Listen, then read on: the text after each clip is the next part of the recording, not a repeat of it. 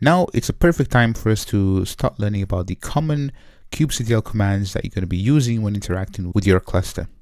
So you've seen commands such as kubectl, get, and then pods. So kubectl get pods gives you the current pods in the current namespace. So if I press enter, you can see that currently I have no pods in the default namespace. So by default, when you say kubectl get pods, it runs against the default namespace, and more namespaces later. But namespaces is a way of you grouping resources. So in here, I'm inside of this folder called pods, and if I type in ls, and then you can see that I do have pod.yaml, and you've seen this file, so cat and then pod.yaml, and there we go. So you can see that we have this YAML file in here that contains the specification for creating pods. Now, if we want to create a pod based of this file, we say kubectl and then apply -f and then the name of the file. So in here, I can say pod.yaml. So this is one way, right? But let's say that, so you've seen this, I'm not going to run this for a second, but let's say that in here, you want to say, for example, you want to say cat and then pod, and then you want to pipe that, so pipe that into kubectl and then apply -f, and then how do you take this output and then feed it into kubectl apply? So here you say dash, and if I press enter, you can see that we have pod hello world and then created.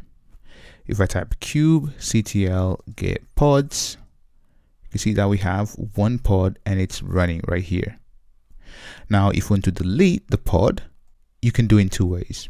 So one, you can say kubectl and then delete and then pod and then hello world. So let's just delete that like this. And if I press Ctrl Z in there, so now kubectl get pods, you can see that it's actually running, but, or actually it's not running, but it's terminating. So the status, have a look. So it was running and now it's terminating in here. So I can do this, kubectl get pods and then dash and then W for watch. So just give it a second there, and basically it's actually gone. So if I press Ctrl C and then get pods, you can see that it's all gone, right?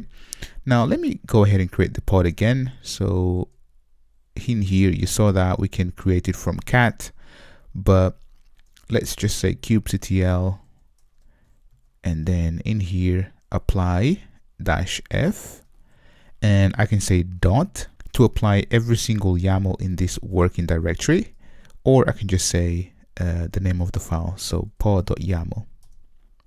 There we go. Now if I say get pods, you can see that it's running 5 seconds. And there we go. This is how you use kubectl to apply files. And as you've seen, this is using the declarative approach, right? So where we actually use the file instead of the imperative command. So the imperative command is, so remember, kubectl and then run. So this command right here, right? So this is the imperative command. So here we're saying kubectl run and then the name of the pod. In this case, we pass the image, port, so on and so forth. So we shouldn't really be creating stuff like this, as I've mentioned throughout this course. So we should really be using these YAML files.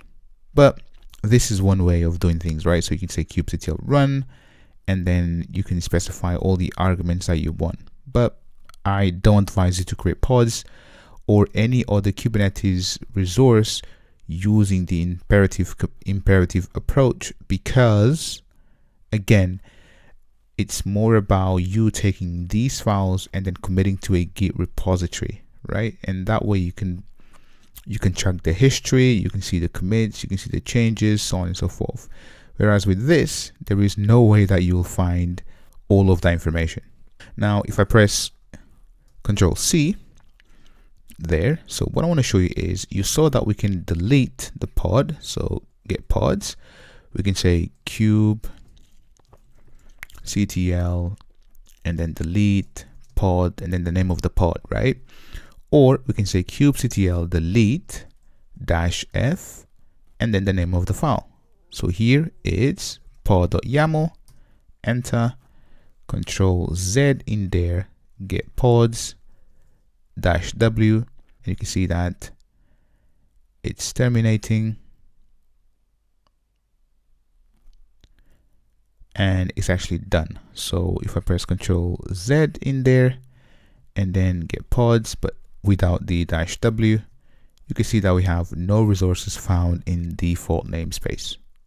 Now, as I said, we work with pods currently, but this follows the same principle. So any Kubernetes resource, so in your YAML file, you'll see that we can have other types such as services, volumes, so on and so forth.